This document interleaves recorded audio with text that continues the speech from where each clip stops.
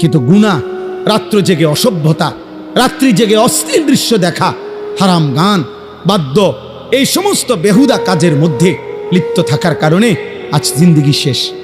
ইমামে আজম আবু হানিফা বলছেন, সিমাউল আগানি ফিসকুন ওয়াত্তালাদ্দুদু বিহা কুফরুন। বাবা, আপনাদেরকে বলি, চায়ের দোকানেও বসে যারা নাটক সিনেমায় ওই গান আর বাদ্যের আওয়াজ শুনেন, আল্লাহর কসম ইমামে আজম আবু হানিফা বলছে, গান শোনা প্রকাশ্য পাপ।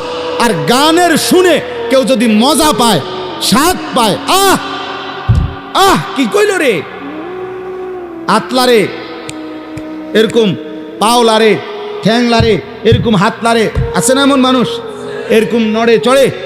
ইমামে আজম আবু হানিফা বলেন, গান শুনে কেউ যদি এরকম মজা পায়, স্বাদ পায়, কুফরুন, এটা কুফরি, এটা কুফরি, এটা কুফরি, এটা কুফরি বাপ।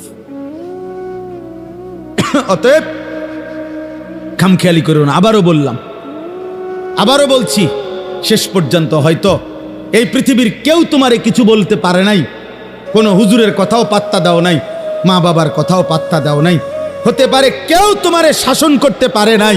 তুমি মুক্ত, তুমি স্বাধীন, তুমি হারামের উপরে, জিনার উপরে, বেবিচারের উপরে, গান বাদ্যের উপরে জীবন শেষ করছো।